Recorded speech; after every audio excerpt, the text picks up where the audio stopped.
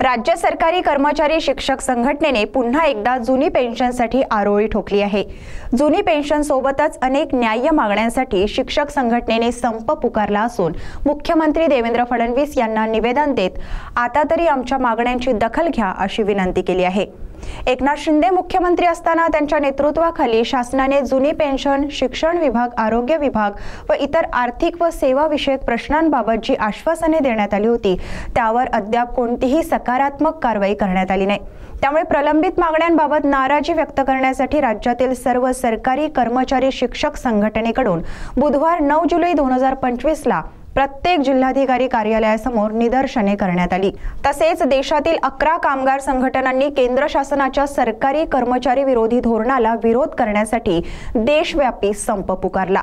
या संपाला पाठिंबा दर्शवण्यासाठी चंद्रपूर जिल्ह्यातील शिक्षक कामगार संघटनेने जिल्हाधिकारी कार्यालयासमोर निदर्शने देत पाठिंबा दर्शवला। महाराष्ट्रातील जनतेने मोठ्या विश्वासाने युती शासनाची बहुमताने निवड केली, मात्र 6 महिन्यांचा कालावधी उलटूनही शिंदे सरकारच्या काळात आश्वस्त केलेल्या मागण्यांचा आजपर्यंत साधा विचारही झाला नाही। मात्र आता यापुढे फडणवीस सरकारनेही आमच्याकडे पाठ फिरवली तर सप्टेंबर 2025 मध्ये महाराष्ट्रात कर्मचारी संघटनांचे संप आंदोलन अटळ राहील असा इशारा राज्य सरकारी कर्मचारी शिक्षक संघटनेने मुख्यमंत्री फडणवीस यांना पाठवलेल्या निवेदनात दिला आहे। भारतातील सर्व 11 संघटना मिळून आज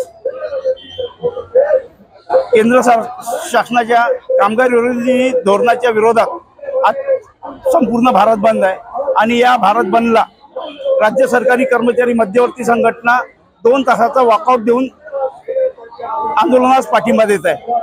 आमच्या राज्य सरकारी कर्मचारी मध्यवर्ती संघटनेच्या माध्यमातून विविध प्रकारच्या 20 मागण्या आहे आणि त्या 20 मागण्यामध्ये जुनी पेन्शन जी काही राज्य सरकारने जे आश्वासन दिलं होतं की राष्ट्रीय पेन्शन चालू करू, परंतु त्याची अधिसूचना अजूनपर्यंत काढलेली नाही आहे। जे कंत्राटीकरणावर 10 वर्ष सतत कार्यरत कर्मचारी आहे त्या कर्मचाऱ्यांना रेग्युलराइज करण्यात यावं ही एक मागणी आहे। आणि चंद्रपूर जिल्ह्यात 27 जून 2025 ला जी गृह विभागाने अधिसूचना काढली, चंद्रपूर जिल्ह्यातील 9 तालुक्यातील नक्षलग्रस्त क्षेत्रातील भत्ता हा गोठवण्यात आला आहे। परंतु महाराष्ट्र शासनाला जरी असं वाटत असलं तरी चंद्रपूर जिल्ह्यातील 9 तालुक्यांची अशी पोझिशन नाही आहे आणि तो नक्षल भत्ता पूर्ववत चालू करण्यात यावा या मागणीसाठी आज भर पावसात राज्य सरकारी कर्मचारी मध्यवर्ती संघटना, जिल्हा परिषद कर्मचारी महासंघ आणि चतुर्थ श्रेणी कर्मचारी संघटना यांच्या माध्यमातून आज हा 2 तासाचा निदर्शनाचा कार्यक्रम आयोजित करण्यात येत आहे। या मागण्या जर आमच्या मागण्या नाही झाल्या तर याच्यानंतर आम्हाला नाईलाज असतो तीव्र आंदोलन करण्यात येईल।